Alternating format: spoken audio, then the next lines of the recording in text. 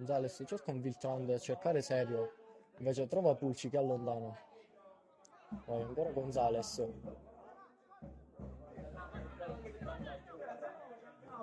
Villar. Pallone per Serio, posizione regolare, Serio in area. Vantaggio della Geraci assegnato Gioacchino Serio.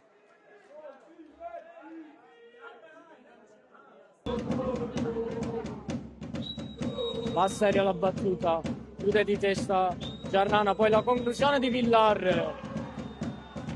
Segna un grandissimo gol il centrocampista numero 5 e Geraci.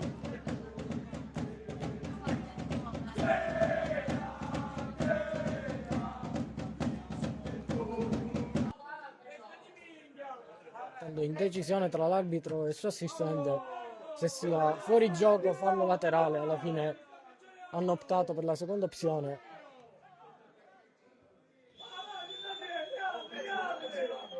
Arbitraggio molto discutibile quello di quest'oggi.